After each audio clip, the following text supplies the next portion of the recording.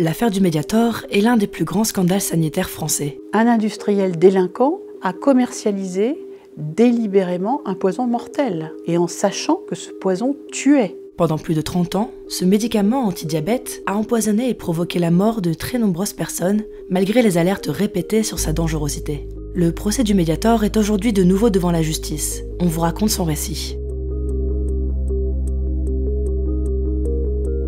Pour comprendre le procès en jeu, reprenons depuis le tout début. 1976, le Mediator est commercialisé par les laboratoires Servier. C'est un antidiabétique, mais il est surtout prescrit comme coupe-faim.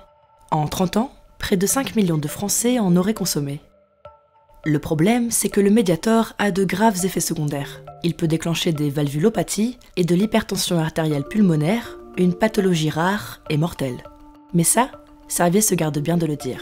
Déjà en 1997, l'isoméride, un autre coupe-faim commercialisé par le même groupe, est retiré de la vente en raison de risques cardiaques. Il y a un vrai problème de l'histoire de Servier qui est effectivement la mise sur le marché de produits souvent inefficaces et parfois dangereux, voire très dangereux. Elle, c'est Irène Frachon. Elle est pneumologue au CHU de Brest et c'est grâce à elle que le scandale du Mediator a éclaté au grand jour. En 2007, je vois une patiente qui est atteinte d'une maladie rare, pulmonaire, et qui est sous Mediator. C'est la première patiente que je vois avec cette maladie très grave, qui était aussi provoquée par l'isoméride, mais là, elle est sous Mediator, et je tique. Je vais enquêter, à la fois sur le plan médical, pour savoir s'il y a d'autres patientes, et pour savoir aussi qu'est-ce que c'est que le Mediator. La première réponse de Servier va être de me dire « Non, le Mediator, ça n'a rien à voir avec les coupe-faim, amphétamines, l'isoméride, etc. » Mais je me méfie. Donc, je vais petit à petit véritablement avoir une enquête presque policière pour avoir des indices et reconstituer les pièces d'un puzzle. Et je comprends que Servier dissimule le fait que le Mediator se transforme dans l'organisme en une amphétamine extrêmement dangereuse, notamment pour le cœur et les vaisseaux du poumon. À partir de ce moment-là, le Mediator va faire partie intégrante de sa vie. Irène Frachon va consacrer les 15 prochaines années de sa vie à combattre le géant Servier.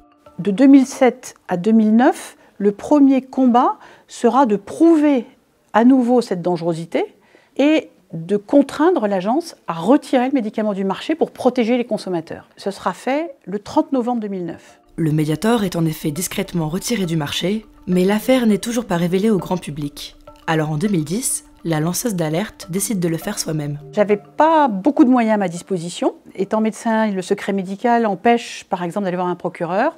Et finalement, ça a été la publication d'un livre témoignage qui a été le moyen le plus efficace, mais malheureusement qui s'est d'emblée heurté à la censure de la justice sur plainte des laboratoires Servier. Et j'ai fait appel à la presse. Dès le départ, j'ai su que ce serait une alliée importante. Et donc, des articles de presse ont permis quand même que certains, notamment un député, Gérard Bapt, se posent des questions et disent « Mais qu'est-ce que c'est que cette histoire ?» Et ça aboutit finalement à l'éclatement du scandale parce que l'agence a été obligée de reconnaître qu'il y avait bien des centaines de morts. 16 novembre 2010, en conférence de presse, la Caisse nationale d'assurance maladie admet que le Mediator a tué 500 personnes en 33 ans. Le scandale sanitaire devient une affaire d'État. Tout patient qui a pris du Mediator doit consulter son médecin généraliste. Et j'attends justement de l'assurance maladie d'avoir des chiffres précis. Le 15 janvier 2011, l'Inspection générale des affaires sociales rend un rapport accablant.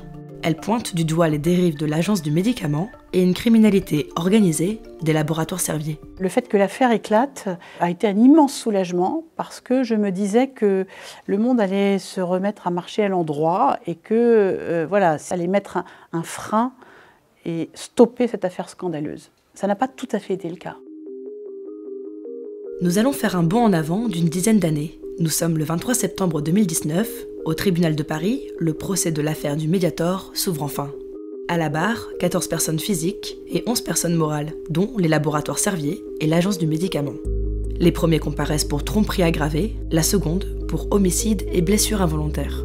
J'attendais du procès pénal une sorte d'autopsie d'un scandale sanitaire. On a bien eu droit à des documents incroyables qui montraient comment, dès les années 70, des décisions secrètes sont prises au sein de la firme pour tromper le consommateur, tromper les médecins. Ça, c'est une première chose. La deuxième, c'était entendre et donner la parole aux victimes. On a eu beaucoup de témoignages absolument bouleversants Et les victimes, celles qui ont pu se déplacer, mais aussi au nom de toutes celles qui n'ont pas pu se déplacer, ont pu raconter quel était leur calvaire et quelle était aussi leur colère.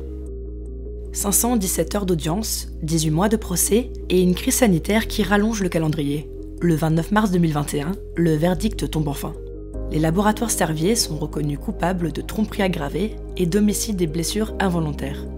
Mais le groupe pharmaceutique est relaxé pour escroquerie. Ce que je ressens aussi, et c'était un peu annoncé, c'est une frustration. Il y a une difficulté dans le droit pénal, je pense, à punir correctement les délits de ce type-là et qui relèvent de la délinquance à col blanc. Le scandale du Mediator, aujourd'hui, en 2022, il est pire qu'en 2010. C'est pas seulement la découverte d'une délinquance hors norme, impensable, mais 12 ans plus tard, c'est le constat que malgré cela, on peut continuer à faire des affaires pratiquement sans entrave en France. Cette année s'ouvre le procès en appel, une dernière chance pour les victimes d'obtenir réparation. Lundi dernier, je faisais envoyer une gerbe de fleurs à une victime dans l'est de la France, près de Dijon, et qui est morte après plus de 20 ans de calvaire. Je reçois très régulièrement de mauvaises nouvelles de ces victimes ou de leurs proches qui m'écrivent et qui me disent « on n'imaginait pas qu'une telle souffrance était possible parce que l'agonie par insuffisance cardiaque peut durer des années et qu'elle est atroce ». Combien de personnes seront décédées en prenant du Mediator? Les estimations vont de plusieurs centaines de morts à plus de 2000 victimes. J'ai reçu une lettre hier d'un papa qui a perdu sa fille qui avait 27 ans, qui venait d'accoucher, qui a pris de l'isoméride prescrite par son gynécologue et qui est morte quelques mois après de cette terrible maladie pulmonaire. Elle est morte en 1990, cette jeune femme. Elle avait 27 ans. Et la conclusion de la lettre de ce père, ne lâchez rien.